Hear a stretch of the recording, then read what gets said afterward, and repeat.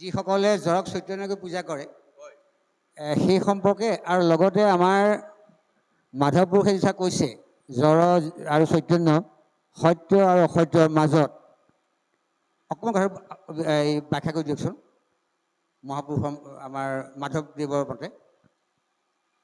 এতিয়া জড় মানে যিটোৰ পৰা আমি কোনো ধৰণৰ মানে কথা বতৰা বা কোনো উপদেশ আদি নাপাওঁ সেইটোকে স্বাভাৱিকতে জড় বুলি কোৱা হয়।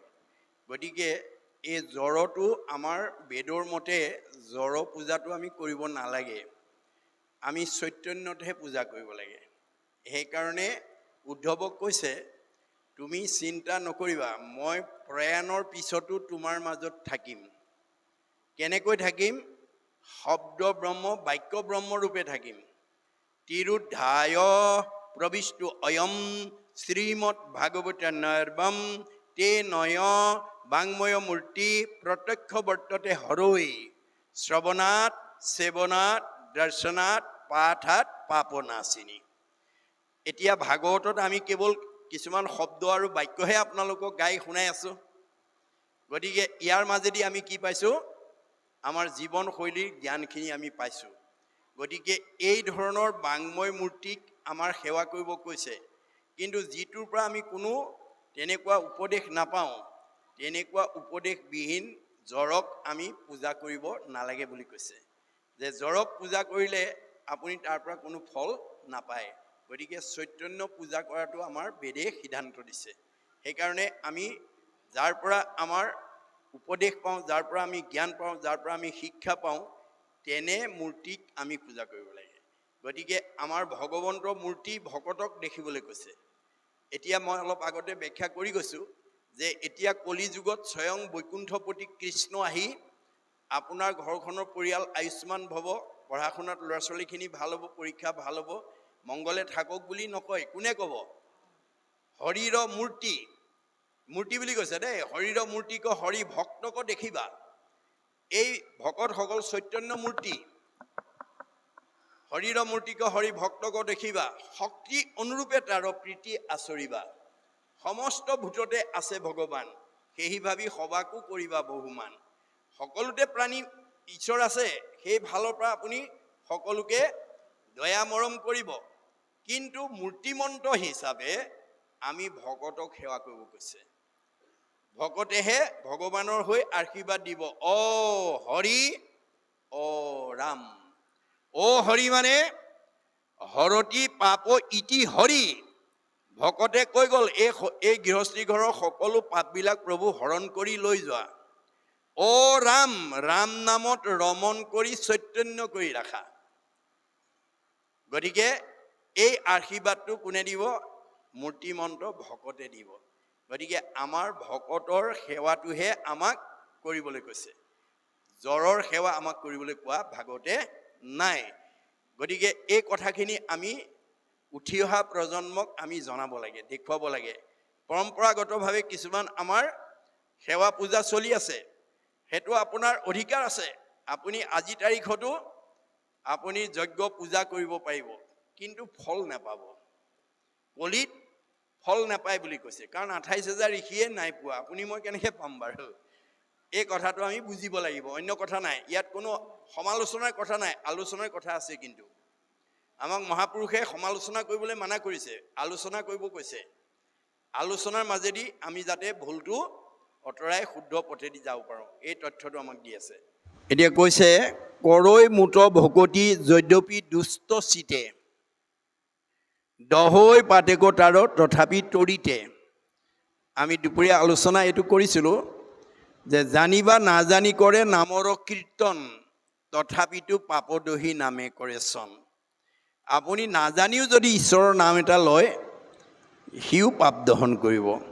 আপুনি দুষ্ট চিতে যদি ঈশ্বৰৰ নাম লয়, তেতিয়াও আপোনাৰ পাপ দহন কৰিব বুলি কৈছে। দুষ্ট চিতে যদি মানে কৰৈ মুত ভকতি যদ্যপি দুষ্ট চিত্তে, সৎবুদ্ধি নহয়, দুষ্ট চিতে কৰিছে। দহৈ পাতেক তাৰ তথাপি তৰিতে, তথাপিও তাৰ পাপবিলাক দহন কৰিবই। একোৱে নচাৱে পাপ পুণ্য যত আছে, ভগৱন্তৰ নামে পাপ পুণ্য একো বিচাৰ নকৰে। যেন মহাবহনী কেঁচা শুকানো নবাচে। জুয়ে যেনেকৈ কেঁচা শুকান নাবাচে সকলো পুৰিব, ভগৱন্তৰ নামে তেনেকৈ সকলো পাপ দহন কৰিব। আন ক্ষুদ্ৰ দেৱতাটো যদি নেদৈ মতি, এতিয়া আমাৰ এইটো ভাগৱতত ভগৱন্তই নিজে উদ্ধৱক কোৱাৰ চলে কৈছে যে আন ক্ষুদ্ৰ দেৱতাটো যদি নেদৈ মতি, মহা দুৰাচাৰো কৰে আমাতো ভকতি। যে কোনো নিয়ম নীতি নাই, অনাচাৰ বেভিচাৰ কৰে, কিন্তু আন দেৱতা নভজি যদি মোটেই চিত্ত দিয়ে। মনত ৰাখিব কথাটো যে আন ক্ষুদ্ৰ দেৱতাটো যদি নেদৈ মতি, অন্য দেৱতাত যদি মনোযোগ নিদি মহা দুৰাচাৰো কৰে আমাতো ভকতি। কোনো নীতি নিয়ম নাই, অনাচাৰ বেবিচাৰ কৰে, কিন্তু মুঠ ভকতি কৰে। সেহিহে পৰম সাধু জানা মহাশয়। সেইজন পৰম সাধু যিজনে আন দেৱতা ত্যাগ কৰি একমাত্ৰ ভগৱন্তক ভজনা কৰে, সেইজন মহাসাধু বুলি কৈছে। যিহেতু আমাকো মাত্ৰ কৰিলে নিশ্চয়, যিহেতু তেওঁ মোক নিশ্চিত কৰিলে। এতেকে নোচোৱাই পাব পুণ্য কলেবৰ, তেওঁক আৰু পাপ পুণ্য স্পৰ্শ কৰিব নোৱাৰে। পৰম মুক্তিৰ পাত্ৰ ভৈল সিটো নৰ, সেই গুণবিশিষ্টজন মুক্তিৰ অধিকাৰী হৈ যাব। কুৰ্তকী পণ্ডিতে যদি নমানে ইহাক, যুক্তি তৰ্কৰ দ্বাৰা যদি কোনোবা পণ্ডিতে ইয়াক মান্যতা নিদিয়ে, ঢোল কোবাই উদ্ধবাহু খান্দা তাৰো বাক, তাক ঢোল কোবাই হ'লেও তাৰ বাক্য খণ্ডন কৰিবা। দুৰাচাৰো তৰৈ আঁত ইটো কোনো চিত, মহা দুৰাচাৰো এই নামৰ দ্বাৰা উদ্ধাৰ হ'ব পাৰে, ইয়াত কোনো চিন্তা কৰিবলগীয়া নাই। চণ্ডালকো কৰৈ মূৰ ভকতি পবিত্ৰ, চণ্ডালকো মোৰ ভকতিয়ে পবিত্ৰ কৰে। যিটো কথা আমাৰ চাণ্ডালিনীয়ে দেখুৱাই থৈ গৈছে নাৰদক। গুৰুজনাৰ নিজৰ হস্তেৰে লিখা ভক্তি প্ৰদীপত এই কাহিনীটো আছে। এদিন চাণ্ডালিনীয়ে গংগাৰ পাৰে পাৰে আহি আছিল। আহি থাকোঁতে সুশীল ব্ৰাহ্মণে পূজা কৰি আছিল। পূজা কৰা দেখি চাণ্ডালিনী আহি সুধিলে, বোপা সুশীল, তুমি কাৰ পূজা কৰিছা? অঁ আই চাণ্ডালিনী, মই বিষ্ণুতকৈও শ্ৰেষ্ঠ দেৱতা পূজা কৰিছোঁ। চাণ্ডালিনীয়ে বোলে বিষ্ণুতকৈ শ্ৰেষ্ঠ দেৱতা? অঁ বিষ্ণুতকৈ শ্ৰেষ্ঠ দেৱতা। সেইজন কোন? ইন্দ্ৰ। উদ্ধবাহুৱে ক'লে।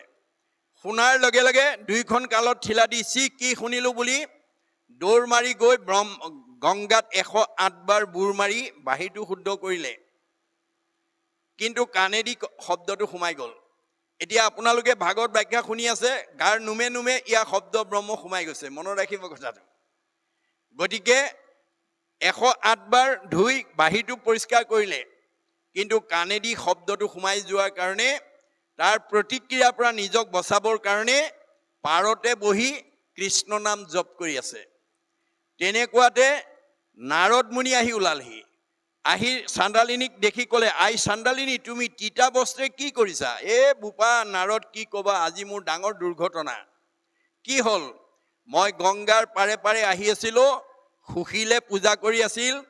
কাৰ পূজা কৰা বুলি সোধাত বিষ্ণুতকৈও শ্ৰেষ্ঠ দেৱতা বুলি ক'লে, আৰু সেইজন কোন বুলি সোধাত ইন্দ্ৰ বুলি ক'লে। কোৱাৰ লগে লগে মই কাণত ঠিলা দি দৌৰ মাৰি 108 বাৰ গংগাত বুৰ মাৰি বাহিৰটো শুদ্ধ কৰিলোঁ, কিন্তু শব্দটো কাণেদি সোমাই গ'ল। তাৰ প্ৰতিক্ৰিয়াৰ পৰা নিজক বচাবৰ কাৰণে কৃষ্ণ নাম জপ কৰি আছোঁ। নাৰদে ক'লে, কি কোৱা চাণ্ডালিনী? যাক চুলে গা ধুব লাগে, যাৰ ছাঁটো গছকিলে অপবিত্ৰ হয়, যাৰ লগত সংলাপ কৰিলে অপবিত্ৰ হয়, তোমাক অপবিত্ৰ কৰিছে, ইয়াতে মই আশ্চৰ্য প্ৰকাশ কৰিছোঁ। এতিয়া চাণ্ডালিনীয়ে ক'লে, বোপা নাৰদ, তুমি ঠিকেই কৈছা, কিন্তু মোৰ পূৰ্বজন্মত ভগৱন্তৰ চৰণত এটা নিবেদন আছিলে, আৰু সেইটোত মই অনুমোদন পাইছোঁ। মোৰ নিবেদনটো আছিল, কৰ্মফলে জীৱা জন্ম হৌক সংসাৰত, প্ৰভু নচাৰ উকচিত তোৱা চৰণত। প্ৰভু কৰ্মফলে মোক য'তেই জন্ম নিদিয়া তাত মোৰ ক'ব লগা নাই।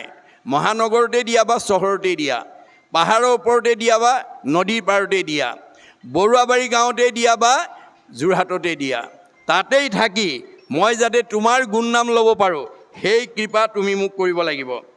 গতিকে তুমি কোৱাৰ দৰে মই চাণ্ডালিনীৰ গৰ্ভত কৰ্মদোষত জন্ম ল'লোঁ সঁচা, কিন্তু কৃষ্ণেশী পৰম দেও সংসাৰতে সাৰ, পাতকী উত্তৰে মাত্ৰ নাম লৈলে যাৰ, সেই কৃষ্ণ এৰি যিটো আনদেৱ পূজয় পশুটো অধম সিটো একোৱে নুবুজয় হেন পাখণ্ডত মই কৰিলোঁ আলাপ এতেকে সিজিল মোৰ অমোচন পাপ। নাৰদটো আচৰিত খাই গ'ল। মই এই মুহূৰ্তলৈকে 12 বৈষ্ণৱৰ ভিতৰত নিজকে এজন শ্ৰেষ্ঠ বৈষ্ণৱ বুলি ভাবি আছিলোঁ, কিন্তু এওঁৰ কথাই দেখোন মোক আজি দিব্য জ্ঞান প্ৰদান কৰি দিলে।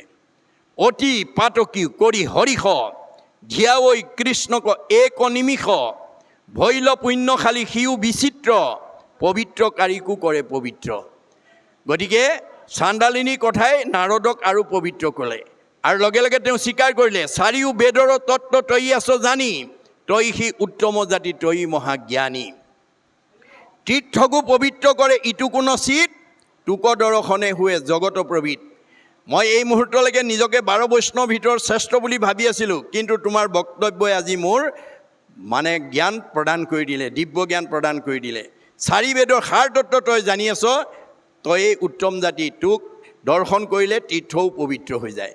এই কথা নাৰদে স্বীকাৰ কৰিবলৈ বাধ্য হৈছিল। সেইকাৰণে কৈছে যে চাণ্ডালকো কৰৈ মূৰ ভকতি পবিত্ৰ। নিজ মানুহো উত্তম হৈ যাব যদি ঈশ্বৰৰ ভক্তি কৰিব পাৰে, দুৰ্জন মানুহ সজন হৈ যাব যদি ঈশ্বৰৰ কথা শ্ৰৱণ কৰিব পাৰে। 4 বেদৰ তত্ত্ব কৰিছা নিশ্চয় অৰ্জুনত গীতাতো কহিছা কৃপাময়। এয়া 4 বেদৰ তত্ত্ব ইয়াৰ মাজেদি আমাক জনাইছে। তপ জপ পৰম সন্ন্যাস মহাদানে নপাৱে আমাকো সাংখ্য যুগ তত্ত্ব জ্ঞানে। মই দুপৰীয়া এই কথা আলোচনা কৰিছোঁ। নাপাইবাহা মোকল আগ জ্ঞানে বা সন্ন্যাসে নাপাইবাহা মোকল আগ একাদশী উপবাসে। এইবিলাক তত্ত্বৰ দ্বাৰা আমি ঈশ্বৰক পাব নোৱাৰোঁ। গতিকে আমি ঈশ্বৰক পাবলৈ হ'লে ভক্তি সাধন কৰিব লাগিব। কেৱল ভকতি মাত্ৰ মোক কৰৈ বৈশ্য কহিলোঁ উদ্ধৱ ইটো তোমাত্ৰ ৰহস্য। মই এই ৰহস্য কথা ক'লোঁ, মোক মাত্ৰ ভকতিয়েহে বৈশ্য কৰিব পাৰিব। মই ভকতৰ ওচৰত মই বান খাই থাকোঁ। যদ্যপি অজিত তুমি তিনিও জগতে তথাপি তোমাকো দিনে সেহিহে ভকতে। গতিকে ভগৱন্ত যদিও তিনি তলৈকত অজেয়, ভকতে তেওঁক বন্দী কৰিব পাৰে, বান্ধি থ'ব পাৰে। যশোদাই বান্ধি ৰাখিছে, কুন্তীয়ে উভতাই আনিছে। এয়া ভকতিৰ শক্তি, এয়া ভকতিৰ প্ৰভাৱ, এয়া ভকতিৰ মহিমা। গতিকে জগতৰ ধৰ্ম কৰ্ম কৰোঁক সকলে মোক আত্মা বুলি যিটো জানে যুগ বলে। গতিকে যিসকলে যুগ বলে মোক আত্মা বুলি জানিব, তথাপি পবিত্ৰতাৰ নোহিতনো চিত্ত নেৰাই মৃত্যু ভয় জ্ঞানী কৰ্মী কদাচিত। কিন্তু জ্ঞানী কৰ্মীবিলাকে মৃত্যুৰ ভয়ৰ পৰা মুক্ত হ'ব নোৱাৰে। শুনা ৰাজা যিটো মহামোহে অন্ধ প্ৰায় পুত্ৰ দ্বাৰা দেহতেহে আকুল সদায় কদাচিতো তাসম্বাৰ নুগুচয় ভয় কৃষ্ণ পদাম বুজে যেবে সেৱা নকৰয়। আমি যেতিয়ালৈকে পুত্ৰ ধন ভাৰ্যা দেহ গেহত আত্মনিয়োগ কৰি থাকিম, আমি মৃত্যুৰ ভয়ৰ পৰা নিজক মুক্ত কৰিব নোৱাৰিম। গতিকে কৃষ্ণ পদাম বুজে গুচে, সেই ভয় মৃত্যুৰ ভয়টো কৃষ্ণ পদৰ সেৱা কৰিলেহে আমাৰ গুচিব। কৃষ্ণ পদ সেৱাতেহে গুচে ভৱ দুখ আকেহে বুলিও ৰাজা আত্যন্তিক সুখ।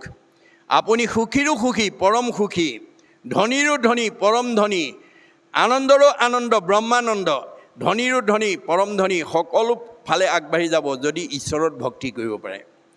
এই তথ্য আমাক দিছে।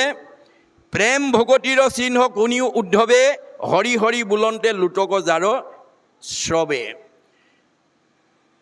বেভিচাৰী দুষ্টা যত গোপৰ যুৱতী তথাপি কৃষ্ণক পাইলে সপ্ৰেম ভকতি। ব্ৰজৰ গোপীসকলক সমাজে বেভিচাৰী বুলি নিন্দা কৰিছিলে, কিন্তু সপ্ৰেম ভক্তিৰ দ্বাৰা তেওঁলোকে মুক্তি লাভ কৰিবলৈ সক্ষম হ'ল। আজি আপোনালোকে আইসকলে কাণত গামোচাখন লৈ নামঘৰলৈ আহিছে, হয়তো কোনোৱে কৈছে প্ৰমিলালৈ চোৱা, কল্পনালৈ চোৱা, কাণত গামোচা লৈ নামঘৰত মানে বৰুৱাবাৰী নামঘৰত ভাগৱত শুনিবলৈ ৰাতিখনো টিকলৌকৈ গৈছে, যেনিবা বৈকুণ্ঠলৈহে যাব। এনেকৈ বুলি আপোনালোকক অহা দেখি কোনোবাই সমালোচনা কৰিব পাৰে, কিন্তু মহাপুৰুষে সেই সমালোচনাৰ ওপৰত কি বুলি কৈছে যে হেন জানি মনস্থিৰ কৰা নাৰী নৰ নিন্দিলেও ভকতি নেৰিবা মাধৱৰ। কোনোবাই আপোনাক নিন্দা কৰিলে বুলি আপুনি ভক্তিৰ পথৰ পৰা বিচলিত নহ'ব। এই কথা আমি দৃঢ় মনে ল'ব লাগিব। মূৰ কথা শুনন্তে শৰীৰৰ ৰোমাঞ্চিত জানাত আৰু পৰম পবিত্ৰ ভৈল চিত্ত। যে ভগৱন্তৰ নাম লওঁতে যাৰ মাত গদগদ হৈ যায়, শৰীৰ ৰোমাঞ্চ হৈ যায়, আনন্দৰ অশ্ৰু কেতিয়াবা শোকৰ অশ্ৰু বৈ যায়। সেইজন জীৱন্ত মুক্ত হৈ গ'ল। আমি কেতিয়াবা কোনো গৃহস্থী ঘৰত নাম পাঠৰ অন্তত যেতিয়া ভকতৰ সেৱা কৰিবলৈ কোৱা হয়, প্ৰাৰ্থনা কৰোঁতে কিছুমান ভকতৰ গৃহত আধা কৰাৰ পিছত আধা আৰু কৰিব নোৱাৰে, চকু পানী ওলাই যায়। হৰি হৰি উচ্চাৰণতে যাৰ নয়নৰ হন্তে ঝৰৈ নিৰ শৰীৰ পুলক ভৈলা সংসাৰৰ পাৰ মৰিবে নলাগে তাৰ অজীৱন্ততে পাইলে ক কৃষ্ণ ক। আমাৰ ভাগৱতৰ দৰ্শন মতে ভগৱন্তৰ গুণনাম গাওঁতে কওঁতে শুনোতে যদি কাৰোবাৰ চকু পানী ওলাই গৈছে, মাত গদগদ হৈছে, শৰীৰ ৰোমাঞ্চ হৈছে, সেইজন জীৱন্ততেই কৃষ্ণক পোৱাৰ অধিকাৰী হৈছে। মনত ৰাখিব কথাটো। গতিকে ভগৱন্তৰ ভক্তিৰ মহিমা ইমান অপাৰ, এই কথা আমি উপলব্ধি কৰিব লাগিব। প্ৰেমে দবৈ চিত্ৰ আতি গদগদ বাণী, কতো হাস হৈ কতো কান্দৈ মোক প্ৰিয় মানি। যেতিয়া বিষ্ণুক গ্ৰাহে ধৰিব, কেতিয়াবা আমি আনন্দত হাঁহিম, কেতিয়াবা কন্দাৰ, এনেকুৱা এটা পৰিৱেশলৈকে আমি আগবাঢ়ি যাম। লাজ এৰি গাৱৈ গুণ নাচে আনন্দতে জগত পবিত্ৰ কৰে সেহিহে ভকতে। গতিকে আমি ভগৱন্তৰ গুণনাম মুক্ত মনে হাত চাপৰি কৰি গাব লাগে। মূৰ গুণ গায়াৰ যিটো কৰৈ গীত নৃত্য, নাহি তাৰ ভয় সিটো ভৈল কীৰ্ত কীৰ্ত। বাৱৈ হাত তালি যিটো কৰিয়া কীৰ্তন, মূৰ প্ৰেম ভাৱত যাৰ আকুল ভৈল মন। মাটিত লুটাৰি পৰৈ যিটো মহাশয়, সত্যে সত্যে সখীময় তাহাঁতে গৈলো বিক্ৰয়। এয়া উদ্ধৱক ভগৱন্তই কৈ থৈ গৈছে। গতিকে বিশ্ববিখ্যাত নাট্যকাৰ শ্বেক্সপিয়াৰে কৈছে, mind can be purified by the music, body can be purified by the exercise, both body and mind can be purified by the dance. যি মানুহে লোকগীত, বৰগীত, কীৰ্তন, ঘোষা গাব, তেওঁৰ মনটো সংশোধন হৈ থাকিব। Mind can be purified by the music. গীত নৃত্যবিলাকে আমাৰ মনবিলাক পবিত্ৰ কৰে। Body can be purified by the exercise. যি হাত চাপৰি মাৰি ঈশ্বৰৰ নাম ল'ব, তাৰ শৰীৰটো সংশোধন হৈ যাব। Both body and mind can be purified by the dance. ভগৱন্তৰ নাম লওঁতে, দিহানাম গাওঁতে যি উঠি নাচিব, তাৰ মানে দেহ মন সকলো পবিত্ৰ হৈ যাব। এয়া মহাপুৰুষৰ অৱদান। আমাৰ এই নামঘৰত আপোনালোকে উঠি অহা প্ৰজন্মক মহাপুৰুষ দুজনৰ 12খন মানে গুৰুজনাৰ নাটক আপোনালোকে পৰিৱেশন কৰিবৰ কাৰণে শিক্ষা দিব। যিসকল শিল্পীয়ে নামঘৰত নিৰ্গুণ কৃষ্ণৰ গুণলীলা গীত বাদ্য নৃত্য পৰিৱেশনৰ দ্বাৰা পৰিৱেশন কৰিব, তাৰ মূল্যাংকন বেদে কি বুলি দিছে? কেশৱ অগ্ৰে গীতং বাদ্যং নৃত্যং হৰি কথা শুনে। মানে গীতং বাদ্যং নৃত্যং যিসকলে কৰে, তাৰ পদে পদে অশ্বমেধ ফলং প্ৰাপ্তি নিত্যস্য। তাৰ প্ৰতিটো খোজৰ মূল্য হ'ব এটা এটা অশ্বমেধ যজ্ঞৰ সমান পুণ্য। আৰু যিসকল দৰ্শকে আহি সেই নিৰ্গুণ কৃষ্ণৰ গুণলীলা দৰ্শন কৰিব, শ্ৰৱণ কৰিব, গীতং বাদ্যং নৃত্যং হৰি কথা শুনে স্বপুণ্যাত্মা ত্ৰৈলোক্যৰ ওপৰে সংস্থিতা। সেইসকল পুণ্য আত্মাক ত্ৰৈলোক্যৰ অৰ্থাৎ বৈকুণ্ঠত স্থান দিব। গতিকে আপোনালোকে গুৰুজনাৰ অৱদান এই নামঘৰত এইবিলাক আমাৰ মহাপুৰুষৰ কৃষ্টি সংস্কৃতি গীত নৃত্যৰ যাতে পৰিৱেশন কৰি উঠি অহা প্ৰজন্মক যাতে আধ্যাত্মিক আৰু নৈতিক দিশেৰে আগুৱাই নিব পাৰে, তাৰ কাৰণে আপোনালোকে গুৰুত্ব দিব লাগিব। এই কথা কৈছে, লাজ এৰি গাৱৈ গুণ নাচে আনন্দতে জগত পবিত্ৰ কৰে সেহিহে ভকতে। ঈশ্বৰৰ গুণনাম ল'বলৈ আমি লাজ কৰিব নালাগিব, ইতস্তত কৰিব নালাগিব, অৱহেলা কৰিব নালাগিব। কিয়নো তিনিবাৰৰ নৰতনু দেন্ত ৰংগ কৰি তৰিব লোকতে মুখে হৰি নাম স্মৰি, তথাপিতো যিটো লোক নভৈল নিষ্ঠাৰ আউৰ পুনৰপি দেহ নাহি জানা তাৰ। তিনিবাৰলৈকে আমাৰ ভগৱানে কৃপা কৰি মানুহৰ জন্ম দিয়ে, যেনে তেনে ঈশ্বৰৰ নামটো মুখত আহক।